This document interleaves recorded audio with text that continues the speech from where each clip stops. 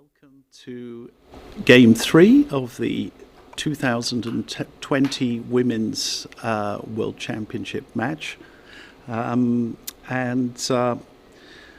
far the match is tied at one point each, 2 draws we've had so far, and we're looking forward to another hard-fought game today. Yeah. So I should just introduce myself. I'm Nigel Short. And I'm Zhang Xiaowen. And Zhang Xiaowen. Yeah. So my wonderful co-commentator. And we hope to take you through the game as soon as we get some moves. I think we will be starting in a couple of minutes. So Goriachkina is white today, as we can see. They're seated there, about to begin. And what are we expecting today? What are we expecting? Which opening do you think? I guess maybe yes, another Queen's Gambit. Another Queen's Gambit. So you're expecting d4 from Goriachkina. Yes. And then we will see whether Zhu Wenjun is going to stick to what she played in the previous game, which was a Queen's Gambit. Was a little surprise for her opponent, or whether she'll go for one of her other variations in her repertoire, which could be a Rogozin. Maybe. Yeah, could be something else. Could be a semi-Slav. Something. There are some other options. Obviously, Zhu Wenjun is a very experienced player and has a number of possibilities at her disposal. Yes. So let's see how they begin. There's a little pause.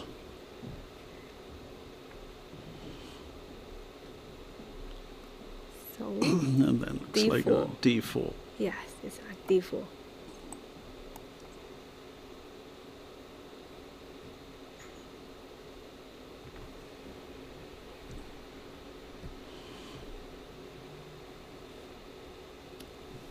Well, okay.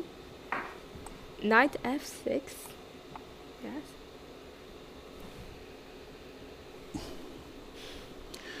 Sorry, we've got some minor technical problems, which I hope we will. Now it's starting to. Yes. To move. Our technician is running round. We've had some little difficulties. It's actually getting better and better each day. Yesterday we had a free day, and this is normally when the players get very tired on their free days because they don't have anything to do. But I can tell you who was working hard. We had some technicians here improving the capacity, and hopefully it should be a bit quicker today. The speed of the broadcast should be about twice as quick, as I understand. So let's move forward and see what we've got. So I just want to say a little bit about the choice of the opening moves. On the third move, in fact the second move, e6.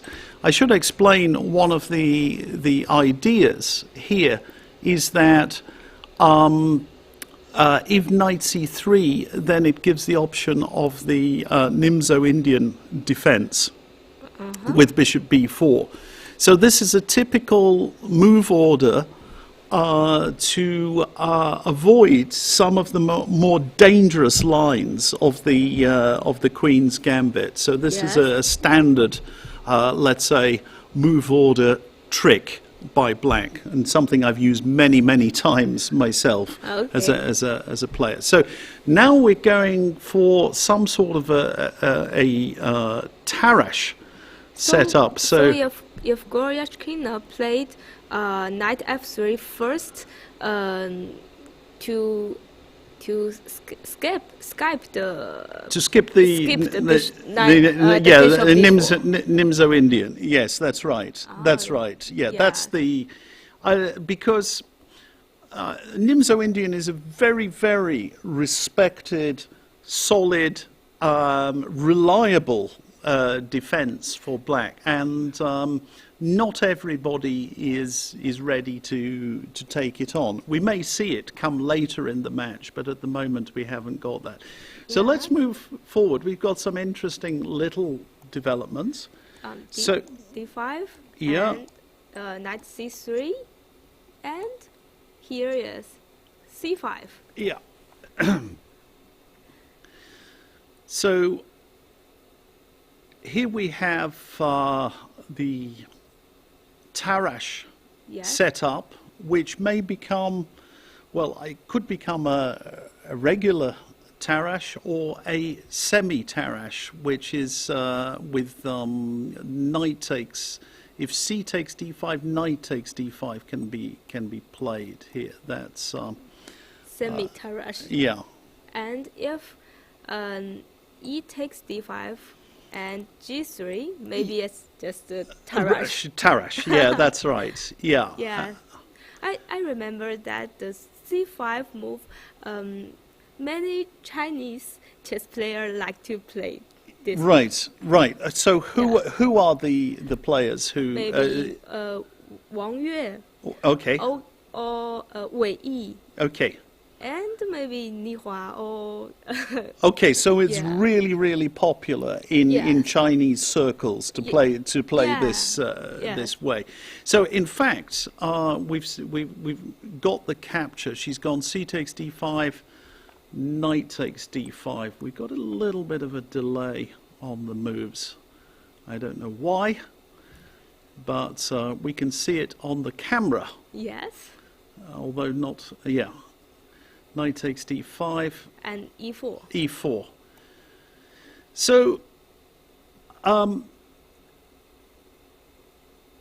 this is yeah. So we've got. Let's continue as of some forcing continuation now. Yes. White takes the center with this move. Takes back. So white has that pawn center. Takes. And must be bishop b4. Yeah. Yes. Now bishop d2 is Yes. the standard move, And capture. and capture, and queen takes d2. So this is one of the typical Position. opening tabias, as they call them. Yeah, it's a kind And of castle. standard position. So one of the now white has a choice on what to play. So castles. In the old days, actually, with black, they very often put the knight on. They very often put the knight on c6, c6. and with b6 and so on. But nowadays, players like Vladimir Kramnik and so on, they more typically put the knight on d7, Yes. comes to d7, and very often to f6. f6. Yeah. Okay. And maybe b6, the bishop goes Yeah, to the bishop will b7. usually go, yeah, to. So it is a simple way of playing, a very simple way of playing by black. So already black has exchanged off a couple of minor pieces. And I think there are not, you don't have that much strategic complexity in the position. So it's a limited number of plans for white and for black. But the center, the white center is very strong. Yes. And how can black to against it? Well, I think one of black's ideas is simply to complete the development and then to exchange off the pieces. Okay. Now, one thing which is actually quite important is, let us just imagine for the moment this type of position where, let's say, the major pieces have been exchanged. So can you imagine with the rooks and the queens being exchanged? Okay. Then, if you can highlight this, the black has an outside majority on the queen side, the b7 and a7 pawns, and with the possibility to create a passed pawn. Oh, yes. In the long term. So I think this is one of black's long-term goals, to have this, if in the end game, this can be better for black because of this outside passed pawn. Yes. You know, you advance 2 against 1 on the outside, which pulls the white forces away over in that direction. So that's a let's say a long-term strategic goal. So it means that white cannot to exchange too much pieces. Correct. And I would say that usually white's chances lie in the middle game. More in the middle game. Yeah, I mean, I'm generalizing. Of course, it's not always the case. Sometimes white has, will have chances in the end game. But as a general rule, I would say white wants to play in the middle game. So, as far as I am aware, there are 2 main plans here. And the plan actually, bishop c4 has been played. And this is in fact the old-fashioned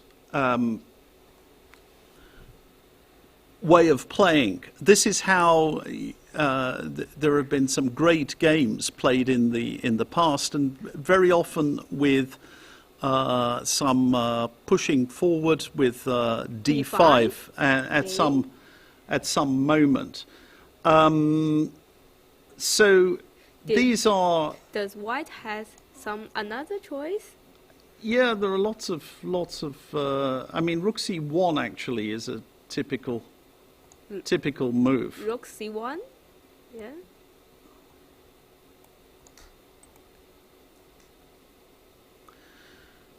And actually, when you play this way, very often the bishop comes to d3. Ah. So this is one way to this is one way to play. So bishop c4 is kind of a main line. Okay, and black play knight d7. Yeah. So this is. As I say, the sort of modern way to play. The knight goes to d7, where it can come to f6, yes, which gives protection to the king. Yes. And in fact, black's next few moves are usually going to be quite straightforward with b6. b6 and bishop b7? Yeah, that's right. So we've already seen knight d7, castles, and b6. b6. I think maybe white will move her rook to the center. Yeah. 1 to the c1 and d1, like that. Yeah, those are quite typical. And maybe sometimes will to push the d5. Yes, that's right. But it's not that easy to push it. Yeah, it's not that easy. Yeah.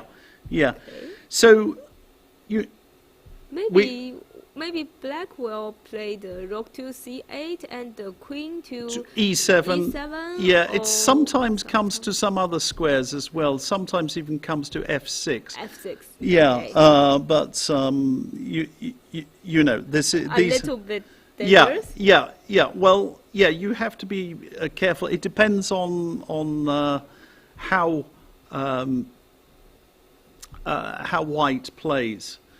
So the most common move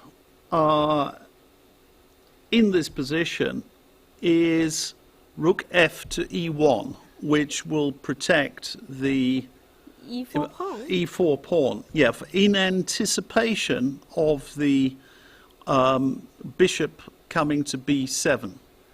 Okay, but why not white play just a rook to d1 and play queen e3 to protect the e4 pawn? I think the point is that at some point knight f6 will attack the e4 pawn. It's not that easy to defend that pawn, and you want to be careful about playing e5 because that creates a weakness. Okay. On the d5 square. So if we just have a look at that variation, it's not been played, another choice has been made, a completely different strategic idea, by the way.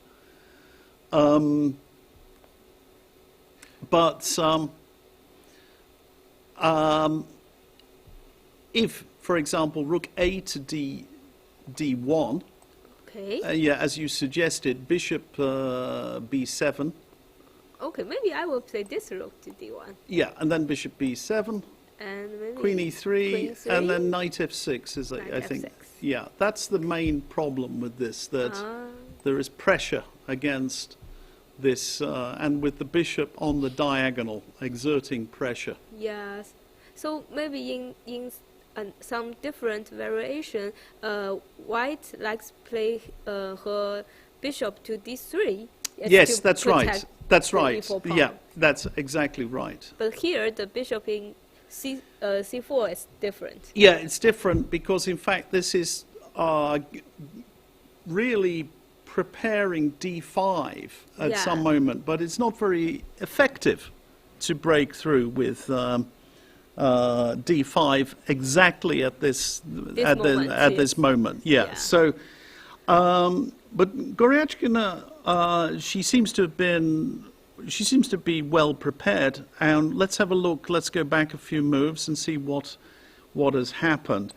So she played in a totally different way. A4. It's been played before. It's actually the engines quite like this move, A4. They quite like it. They like this idea strategically. And white is sometimes threatening to break up the black queen side with A5. Yeah. Okay. So let's try and keep up. The moves are coming thick and fast. So A4. Then we had bishop b7 attacking the pawn. And rook fe1. Rook fe1 protecting. As you say that. Yeah. And now rook c8 attacking the bishop. Yes. Bishop D3. d3. Oh, So there is an interesting point. A lot of people looking at this, they may think, what is white doing? She doesn't understand how she's playing, because she put the bishop on c4, and then a few moves later, she's put the bishop on d3. Yeah, just come back. And losing one tempo with that. Yes. So I'm going to ask you, Xiaowen, why do you think that bishop c4 was played, followed by bishop d3? I don't know. I'm going to put you on the spot with this question because I know the answer to this. Really? Yes. Okay. I'm a little bit confused. I don't know why. Maybe if you not play bishop c4, then black will not play rook c8, or not? The whole point, actually, about this is you play bishop c4 and then bishop d3. Because if you play bishop d3 immediately, Yes. the black knight doesn't come to d7. Ah. The black knight comes to c6, where it attacks your d pawn. Oh, now I get it. Okay. Should I show? We can go back a few moves Yes, just to understand the point that if white tries to save a tempo with bishop here d3, yes. then knight c6 will be played, Okay. attacking the d pawn, and that's a bit annoying for white. Yeah. Now I can Okay. get it. Okay, Yes. because it looks bizarre. It looks like these people don't know what they're doing, but believe me, they know exactly what they are doing. These are very strong grandmasters. They understand the subtleties, the intricacies Yes. of this opening, because otherwise it looks incomprehensible. It looks inexplicable. Well, why? You go back and forth and you lose time. Yeah. But this is the whole point. So it's bishop c4. Yes. And it then- makes sense. Yeah, it makes sense. And now there is this interesting moment after bishop d3. a5 has been played. To stop the pawn. Yeah, it's to stop white advancing the pawn. Now that is a very, very committal move. I have to say it's actually the main line. It's the main move in this position. It's been played more than 30 times. So both sides, I am quite sure, will have some knowledge of this this position. So are there some top players play this position? Let me see. Yeah, there are. Let me have a look at what I've got here. Let me have a look at the. Yeah, this was, I think, first time it was played in 2002. So 18 years ago. And let me see the more recent games. Okay. Yeah, there are some strong players like Oh. Wei. Yeah, Wei. Wei Yi. Yes. So this is who knows? Maybe they've been preparing together. Anyway, this is Yeah. certainly we don't know. We just know, all we can see is Ni Hua is here. He's here every day. Yeah. But we have no idea who Zhu has been working with in preparation for this Yes, this we match. don't know. It's a secret. It's a state secret. Yeah, and maybe we are just watching us. Yeah. So, and it's been played by some other good players. Hari Krishna, Vallejo has played it, Bacro, etc. Bacro has played it a few times, and so on. So there are a number of players, over 2,700, who have, played So the. now I have a questions.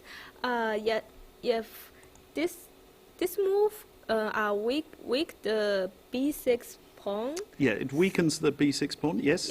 Yep. So is that their problem? Yeah, I think it's potentially it is a problem. It could well be a problem.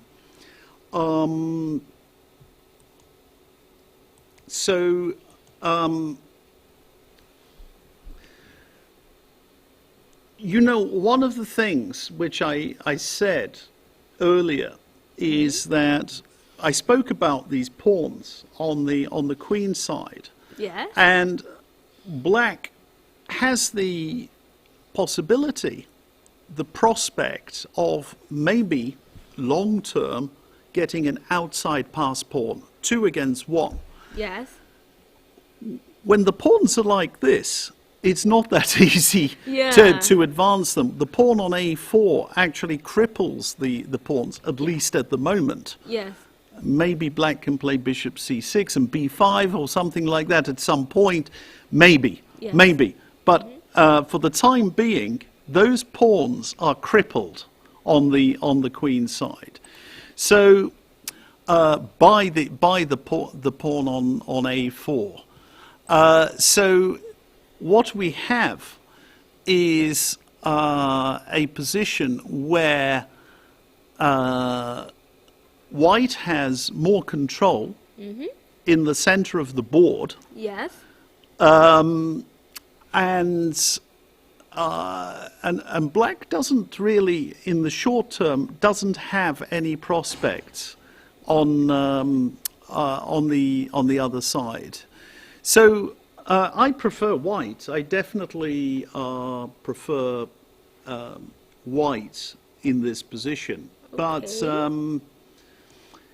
you know, what is black's plan? I'm going to ask you. What do you think? Where do you think black should play?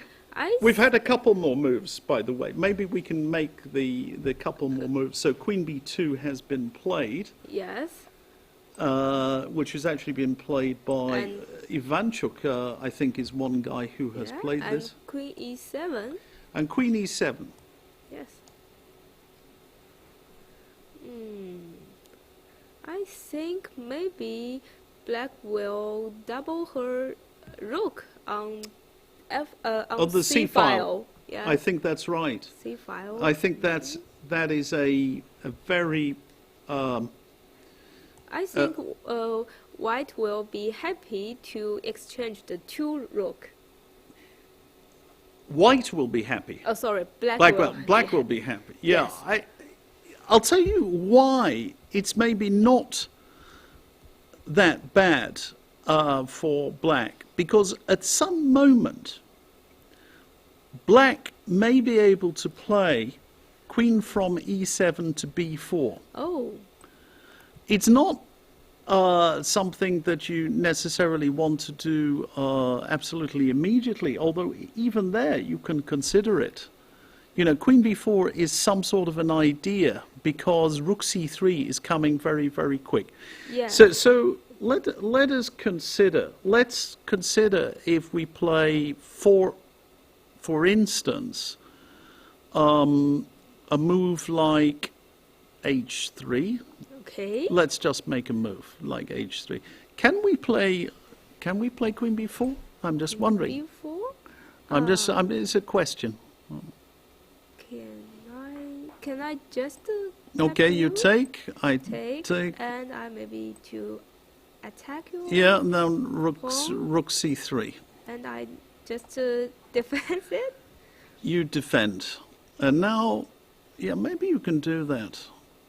Maybe you're just in time. And if I play b3, you want to come and take my pawn, you very greedy person. But you can play rook. I can play maybe rook a8, or perhaps I can play e5. Maybe I've got some tactical possibilities. E5. Yes. So in fact, there is a bit of discoordination with the white pieces there. Yes. So maybe black can break out tactically with these ideas. Yeah. And I think these are the sort of things that Zhu is she's looking for, these opportunities. Yes. Because if we look purely in terms of statics, the static features of the position, white must be very happy that she's got in a4 and black has played a5. Yes. But only if black can somehow dynamically make use of this with queen b4 or something like that. You know, does it make sense? And as you've mentioned, another very important idea also rook c7, Yes. and and doubling the rooks on the c file. Yes. And I think although the d6 pawn is not so good, but because of the knight at d7, It's so holding it. Yes, Yes. it's covering it. So Yes. so for example, if a move like bishop b5, which would be a threat, it's actually been played before.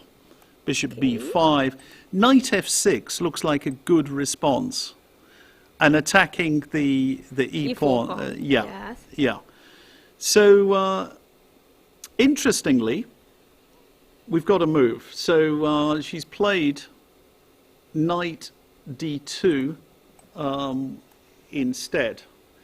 And knight d2 has been played. It's actually the main move Okay. in this position. So what is the point of that? Well, I think it's quite clear what is the point of knight d2. We have seen already that the e-pawn has come under attack, hasn't it? You know, Yes. in some of these variations, and Yes. unpleasantly so. So knight d2 is a prophylactic move, defending the e4 pawn before Yes. it gets attacked. Yes. And furthermore, there are other potential ideas. I don't say immediately, but White can now start thinking about knight c4 as well. Yes. It's another possible Yes. idea. And maybe sometimes the bishop can move away because of the knight is there. Yeah, that's right. And Zhu played Rook d8. Rook d8. Yeah. She played very quickly. Yeah, no, I think everything is analyzed here. Yes, but Every- Goryachkina is used her time. Yeah, but I don't think, I think it's okay. I think she's not, Goryachkina is, look, I think she's looked at these positions. She's definitely looked, even if it's not exactly this position, she certainly considered this type of position. Yes. And I think sometimes it is very, very good to just to take a little bit more time. To think about. Yeah, to think about it. I mean, she's made quite a lot of moves already, so she's, you know, we've got the first time control, of course, is 40 moves. Yes. So she's played relatively fast. But just to spend a little bit more time getting your brain attuned to calculating, to thinking. Yes. You know, sometimes it can be a real mistake to play quickly, bang, bang, bang, bang, bang, bang, bang, and then your opponent suddenly goes a new move. Yes. And then you have to start thinking immediately. You know, Yes. your brain is switching. You've got large parts of your brain which are connected with memory. Okay. So you're at that point you're only on the memory. So you're using that. But then for calculation, you need different parts of Yeah. your brain. So you are not ready for it. That's right. Yeah. It's like switching on something else, you know, in your brain, a different sort of brain usage. Yeah. And this is one of the most important points in the game. In fact, many players, even very, very strong players, they get this wrong. That they don't make this transition from the memory Yes. to suddenly thinking, you know, Calculate. calculating. Yeah, they don't get it right, you know, Yes. and so they suddenly get a new problem and they make a mistake or an inaccuracy immediately. Yes. So I think this is not, even if Goryachkina is,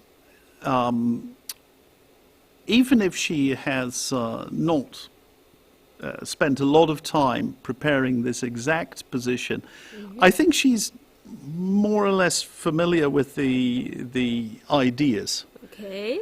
Um, And sometimes when you play very quickly and suddenly you stop it and you start to thinking, then your opponents will know, yes, you that's are without the preparation. yeah, that's it. That's another thing actually. Yeah. So, and as I understand, I mean, I'm too young to have played Bobby Fischer, but he was one of those guys who. He didn't play his moves that fast in the opening, and he sort of was slowly speeding up, but it was kind of getting his brain in tune with the position. So Yes. there is another problem, actually, by the way, with making your moves too quickly, and this is a typical mistake which, as I say, even some strong grandmasters, they can make this mistake. But There is a feeling that sometimes when you're playing that you are entitled to make 15 moves quite quickly. yes. So if your opponent surprises you on move 5 or move 10 or something, you're kind of annoyed because you want to play your moves quite quickly. So sometimes you play too fast, even Yeah. though you don't necessarily know Yes. what you're doing. So yeah, so we're talking in general terms about typical thoughts, and I'm absolutely certain that Ju is on her. And maybe it's just a strategy like that. When you play quickly in the opening, maybe will give your opponent some press. Well, yeah, but it does have its drawbacks. Yes, sometimes when you play it very fast, it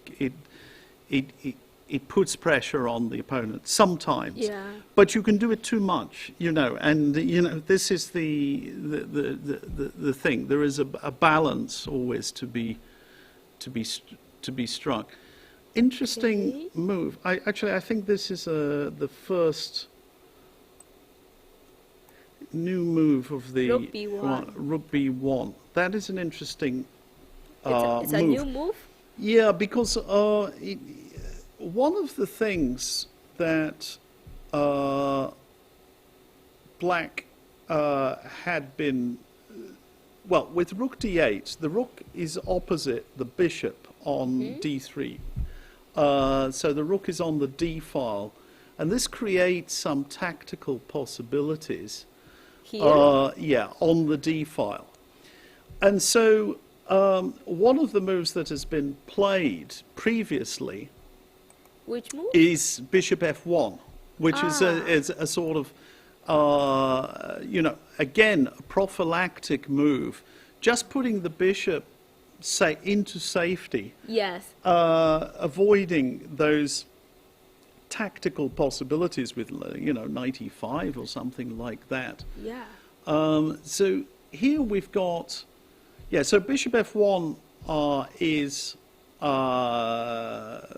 something which has been seen, I think, before. And maybe this move is more. And this move is better. is a new move, Okay. and it's obviously new to Ju, Yes. because she has suddenly paused. But Rook goes to B1, maybe let the A4 pawn without protect. Yes.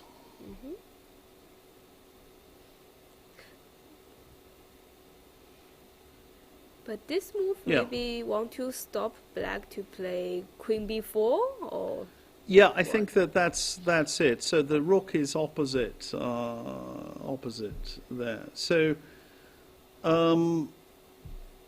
yeah, I think the fact that the a pawn is not bit protected yes. It suggests that bishop c6 could be played To attack? to attack. So maybe I will play queen b3 to protect it. Can I? Yeah, it's a reasonable idea. But then you have to watch out for e5. Oh, yes, e5. Yeah. And And the knight coming to c5. yes. So this one coming here. So you have to be a little bit careful Yeah, with it that. looks uncomfortable. Yes, it does. It does. So Looks. here, I So cannot play bishop b3. Yeah. So bishop c6. Bishop And now b5? it's possible to play maybe even a better move. Maybe bishop a6 could be played. a6. And maybe I go here. And now maybe something like rook c1. Maybe even Here? rook e c1. Yeah. Oh. And you see So that you- you've got tangled. You've got your pieces tangled Yeah. there. Suddenly the rook is misplaced. So Yes. if after bishop c6 I just go here. you go here, let's say, well then maybe I can do something else. But if you play rook a8, for example, that's Okay, all. rook That's A8. yeah. Then bishop b5 will be played. So I've forced your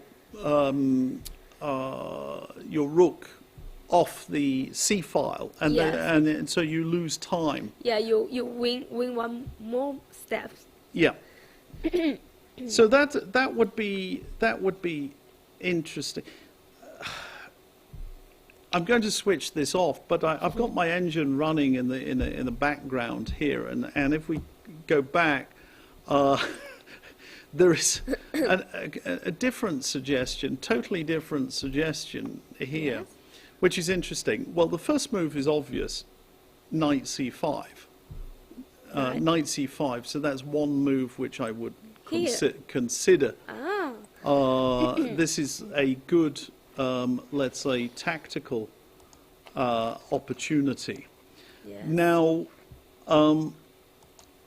so if you take on c5, rook takes d3, Yes. And I will take. Maybe can I take b6 pawn? yeah, you can take it. How do you want to take it? Move my knight first. Well, or not? with the pawn first. And that would be the first one. Okay, I just take it. Yeah, because if you take with the queen, I play rook takes d2, and then queen takes c5. Oh yes, so it's nothing.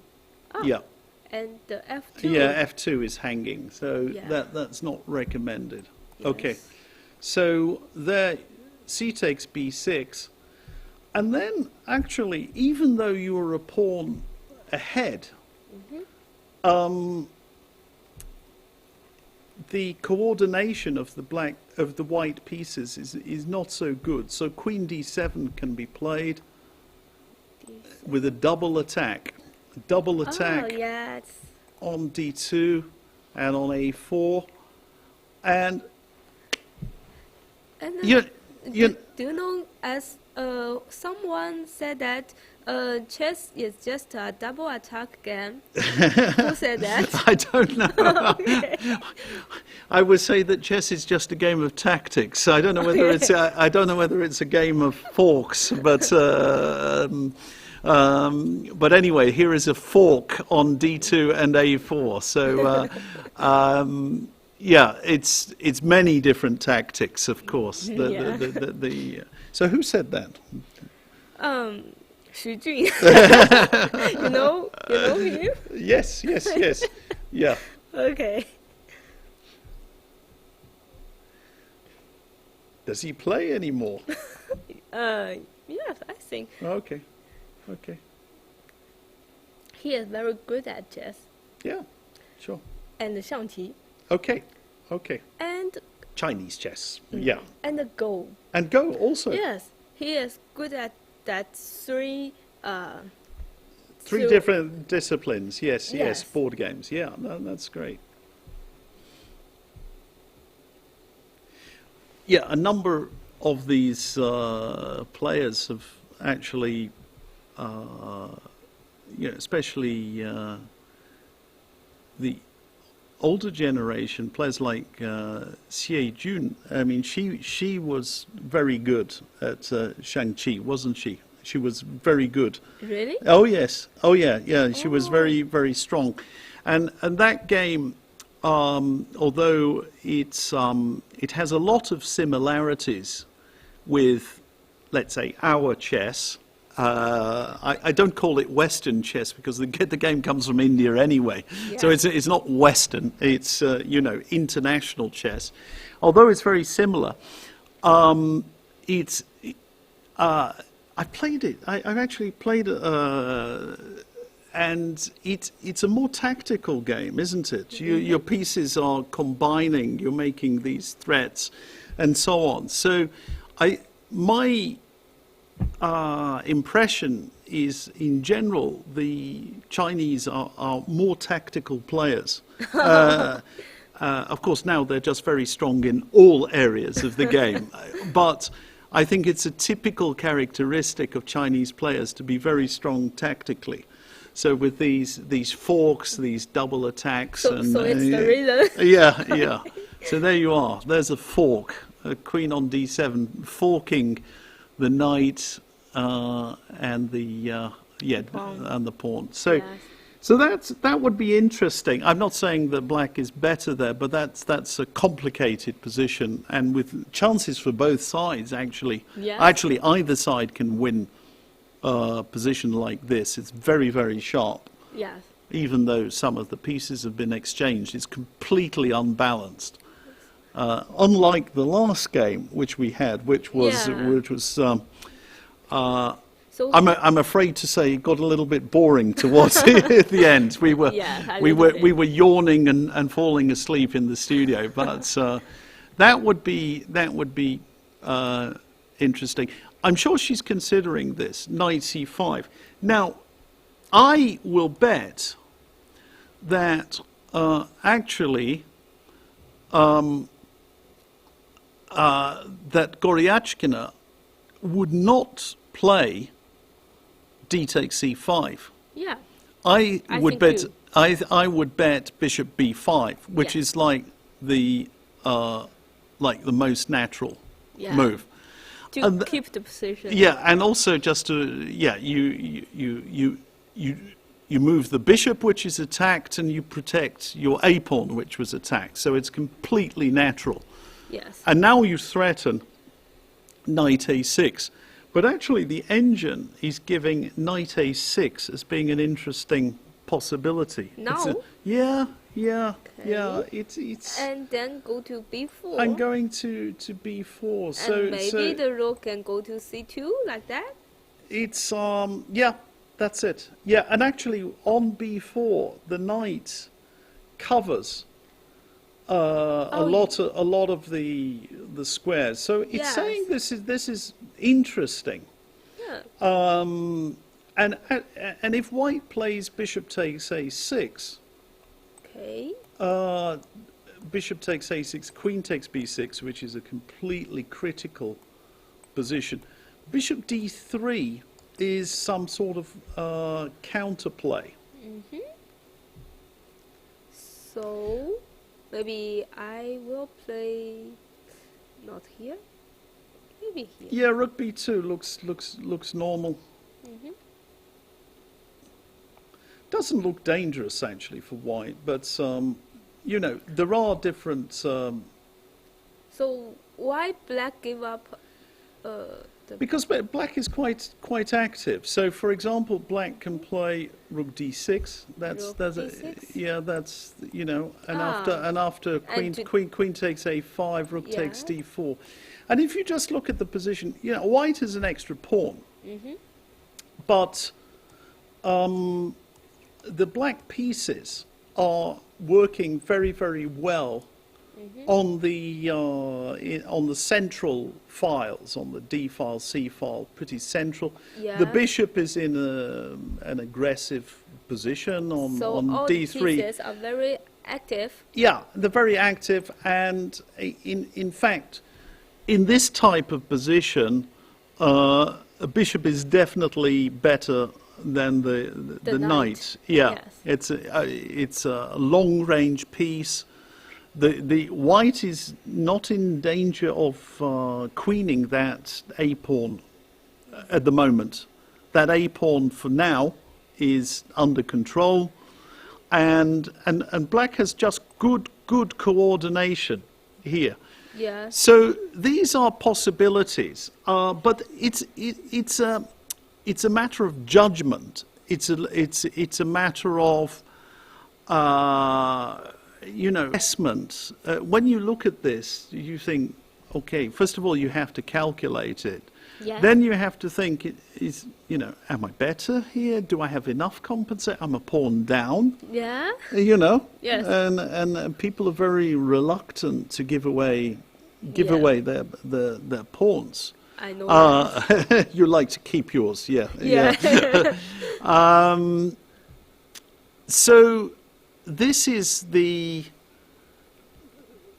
question about the activity. Is the activity enough? It looks enough, but I would still be thinking about it. I would be hesitant to give away a pawn just like that, you know, because probably you don't really have many winning chances. Yeah, if you play this way, even though it looks as if you've got, let's say, quite good compensation. Even if let's say black wins the a pawn and there are some pieces exchanged, you're probably not going to win the game anyway with black. So you're only playing for two results: draw, most likely. Yes. But perhaps you don't get enough compensation. And if you don't get enough compensation, then you might be in trouble, you know. So, so to make these decisions, it requires a very, very sophisticated assessment. Do I have enough? Do I, you know, and a judgment, and depends how you feel. So maybe I prefer to keep my pawn. Yeah. I can see you would more likely play bishop c6. I think you would be playing bishop c6 here with black. So I think this was a good choice from a practical point of view, rook b1. I like it. If we go back to the actual position, maybe we can go back to the... Here? Yeah. So it's maybe a good choice from a practical perspective, because she's now having to think. Yeah. And actually, this is exactly the point which I made earlier, that up until this moment, everything has come from memory. Yes. Now she has to switch to the calculation, the assessment. These are all different parts of the brain. Yes. All of them different parts of the brain. And here it's already an important decision. Yeah. She should to change her mind. Yes. Yeah.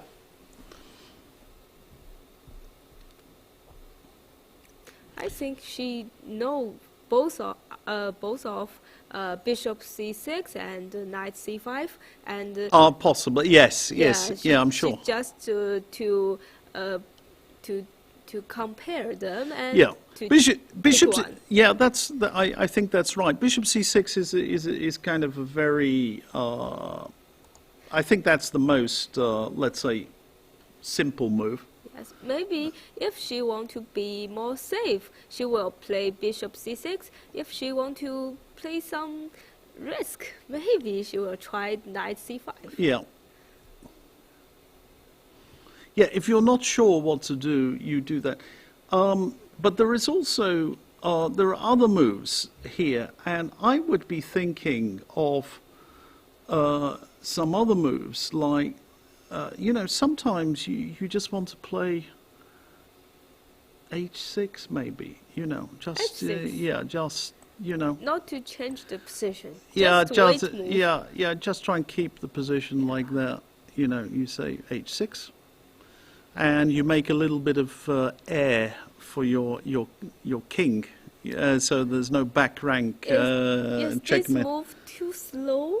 I don't know whether it's too slow. I think h6 is a useful move. H6 is going to be a useful move in many positions, but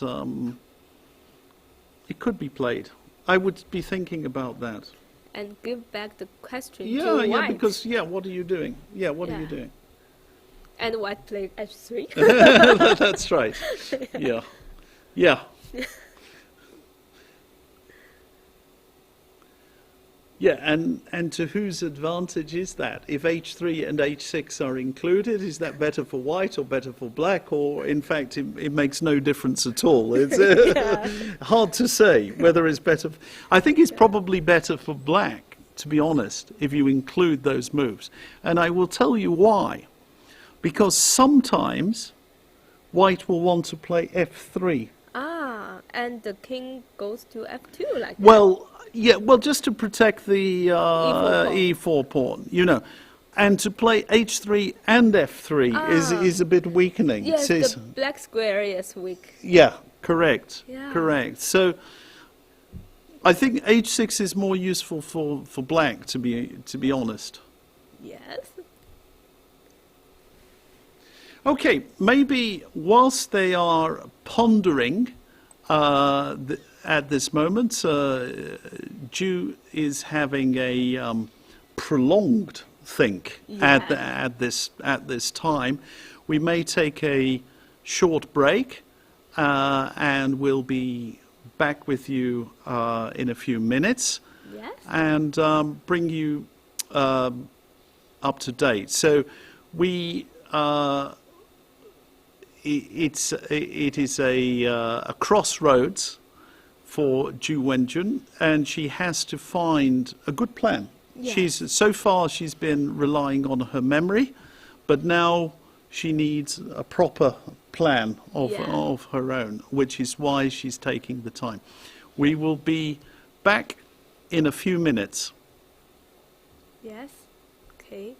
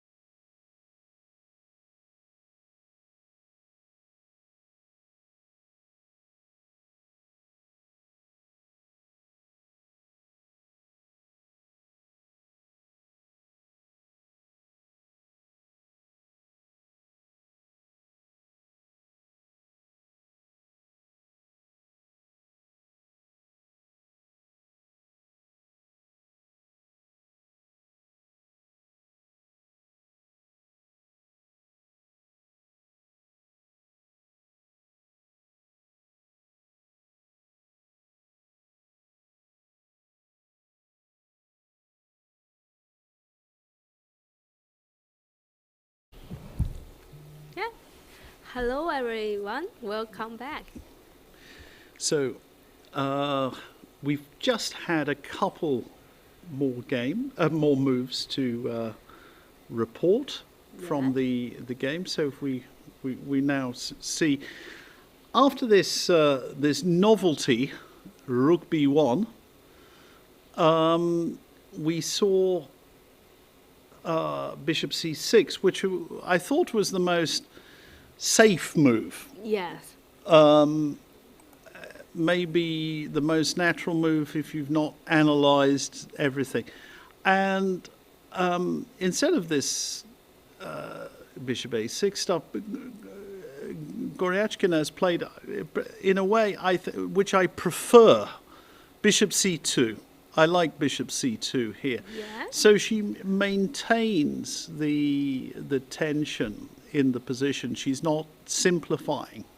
Mm-hmm. And as we spoke right at the beginning of the game, in general, White doesn't want to exchange too many pieces. Yes. In this type of position. So you've got to be flexible. Obviously, sometimes it's good to exchange, but the general rule is you want to keep pieces on. Yes. And to make use of your control of the center. In general, White is looking for chances in the middle game. Yeah, and I think because of the space, White space, yes, much more than black. Yeah. So she should keep pieces. Yeah. Yes. Clearly. And I tell you another thing here that I have an engine running away in the background, ignoring all of that, looking just at the position. I think this position is, from a practical point of view, it's easier to play with White. Yeah. Because I don't say it's easy, it's easier to play with White. Okay. And we've seen now the move H6, which is a sort of useful move. But in fact, I was advocating this move myself before the break. Yes. I was suggesting that that's a kind of handy move to make. But my feeling about the position, my intuition says that Zhu she doesn't have a very obvious plan. Oh yes, but I think black is hard to make a plan because of her pieces are just tied on the. They're tied down. Yeah, They're tied down. Yes. Yeah. Well, let's think about that. Let's think about that comment. Let's analyze that comment. Why are the black forces? Why are they tied down? Well, the first point, maybe you can show our audience, is that B6 is a weakness, and in fact, White is piling the pressure on the B file with the queen and the rook, all up the B file. So, in order to keep that pawn defended, the knight must remain on D7. It can only move out of the way with some sort of tactical reason. Now, if the knight is stuck on this square, what it means is that the rook on D8 is not able to operate down the D file. Yes, so the move Bishop C2 is very... It's a good move because it keeps the tension. Yes. It keeps it definitely... It go away from the D file. Absolutely, yeah. So protects the pawn, and it's asking black, saying, you know, what are you going to do here? Mm-hmm. You know, what's your idea? Yeah. So black play h6. H6. Wait yeah. for a while. Yes. Yeah, and the indeed. white will play h3, and so on. Yeah, I would be more tempted to play a move like rook e3. You know, e3. that's the move I would be thinking of. Oh, you want to double the rook Well, at b5? I want maybe to. Oh. I mean, I don't know what I'm doing with that move. I'm just sort of. Oh, maybe rook g3 and d5. You know, the point is that the rook can suddenly swing one way or another. It can Yeah. come to c3. It can perhaps come to b3. Okay. Not immediately. And I think g3 is good. Rook go to g3. Yeah, and threat d5. sometimes you start to get some threats Yes. over there. She has instead played knight f1, which is actually it's a good move. Oh, she played knight f1. So, the knight want to go to where? It's going to e3. e3. Yeah, I think normally And this knight is going to e3. And she threat d5? Or Yeah, I what? think so. Ah, threat d5. Yeah, and I'll tell you something else as well. This is a good move. First of all, there were some tactical problems. What tactic? With the knight could sometimes be undefended on the on the d file. Yeah. So white is moving she's moving her pieces out of the way. Oh, I got it. Okay. Yes, out of this way, yeah. Yeah, some potential tactical weakness because the knight is undefended there, you know. Yes, so yes. loose pieces drop off. And once the knight comes to e3, white starts to get ideas maybe of d5, maybe even knight d5. Knight d5. You know, you even have tactical possibilities Yes. like that. Yes. And furthermore, can I suggest there are other ideas that sometimes with the knight on e3, Yes. you might just want to play with white. You might just play e5. Oh, e5. Yeah. Ah. And yes. yes, and when you play e5, Open okay. the diagonal. let's And maybe to. yeah, okay. So we've got now maybe we've got too many arrows. Just Okay. so let me. I just for the sake of argument, I'm going to make some stupid moves. Right? Okay. So this is 100% guaranteed not going to happen in the game. Yeah. But let's suppose we go Queen f8, completely stupid move, knight e3. So we lose. Okay, you know, black does something. I don't know. Black's plan is not very easy, but now this move could be difficult, and potentially we might have an attack on this long diagonal here. And once you play e5, you take away the f6 square for the knight. Yes. Another good thing is the knight on e3 covers the d5 square. So bishop d5 is not a particularly good move for black, because knight takes d5 is positionally going to be very strong. And there is another point, yet another point to this, is that the knight on e3 also defends the g2 pawn. So it's got a sort of multi-purpose Here. idea. So queen g5 is not threatening Yes. mate. So these are the sort of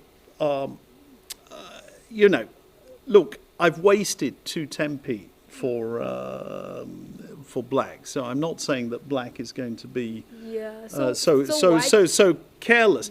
But I'm just trying to show the sort of plans that white might have to improve the position. Yes, white can do a lot of things like that, but black has not actually a good plan. Yeah, it's not so easy. Not so easy. Yes.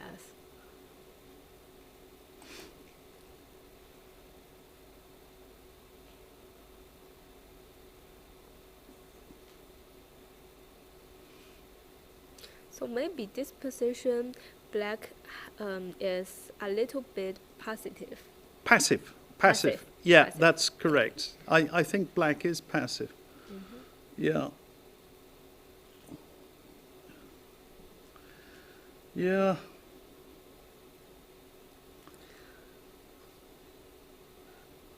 So we you know, you know, I think sometimes there is a problem when you analyze too much with chess engines. Oh yes. You know what I'm talking about. Yeah, here. I know that.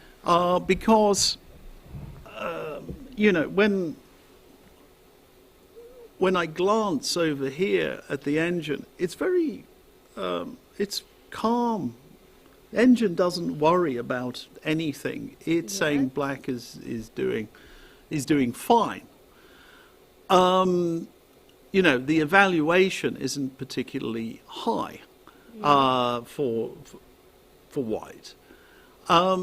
But when you're sitting there playing the game, you know, unless you're Igor's Rousis and you're cheating by going to the toilet and using your mobile phone, then, you know, unless you are Rousis, you have to make the plans yourself. Yes. And I do not think this is an easy position to play with black. I don't see it, actually, at all. You know, if I look at this position, you know, would I be happy with black? Not particularly, because I don't see what I'm doing. Yes, I know that sometimes the engine will tell you the position as 0.00. Yeah. And when you just sit at before the board, you just play. You feel it's unhappy. You know? Yeah. But you check it. It's just a 0.0. Yeah. So this is a problem that sometimes that people, they get misled, and so they enter into positions which they are not very comfortable with. Actually, it wouldn't matter if the evaluation is even lower, if black has a very obvious way to play. But when I look at this, I don't see a good plan. Yeah. You know, I don't. Yes. And, you know, what I'm seeing is suggestions that the queen should come somewhere, maybe queen h4, queen g5. But these are sort of random moves. Yeah. They're completely random moves, looking for some tactical possibility, something like that. But there is no plan, actually, with this. So when we analyze some opening, we should think about it by our human brain. Yeah, that's it. Yeah. That's it. Because you can't take the engines with you. And you know, Ding. Yes. Ding is very good at it. When we just sit down there and analyze some opening, the computer will tell you to play which move, this move or another move. But Ding will say that, why not this move? Yeah. Why not that move? And then the computer will say, oh, maybe your move is better. Yes, so he is very strong. No, well, he's immensely strong. I mean, talking about Ding, and my view is, whilst they're thinking about this position, let's talk about that. Ding Liren, I think, are a potential challenger, definitely, for Magnus Carlsen. Oh. I think he's tremendously strong. Yeah. And I don't say he's stronger than Magnus Carlsen. I don't think anybody's stronger than Magnus Carlsen. Magnus Carlsen is the world champion. But Ding is very good and very dangerous. Yeah. So do you work with Ding? Have you worked with Ding? In the past, we are training together. Oh, right. Okay. Lucky you. In Beijing. Yes. In Beijing. And it's a very interesting thing that when we maybe want to analyze this, the opening, all of people think that we should buy a very strong computer. Yeah. It can good at it. But Ding said that no, just a poor computer is enough. Because if the computer is too good, then you will just not think about yourself. Yeah. That's very, very interesting. That is a very heterodox way of thinking about chess. Very unusual. Yeah. And the guy is 2800. So there is a reason that I think it is maybe exaggerated because all players, without exception, have to use the computer. That goes without saying. But it sounds as if he puts the computer in its place. Yes, it is a very, very important tool, but at the end of the day, you must play. Yeah. You must play these positions. Yeah. And and you should make the move by yourself. Yeah. And Ding used the poor computers many years when he was young. Yeah. But nowadays... I'm sure he's got the best technology. Yeah, yes. And people use cloud computing very much these days. So that's and going to another level of this. But all of this, engine, no engine, exactly at this moment, it is of no help to Ju. While she's sitting there and thinking, all of that engine stuff, that has gone. Now it's her, the position, it's a plan. Yes. And I think from a practical point of view, it's... So can we find a plan for black? Well, I don't see a plan. I don't see a plan at all, actually. That's one of the issues. Maybe one of the things you do is to put the bishop back on b7. Oh, just to go back. Yeah, because then you can come back to the idea of doubling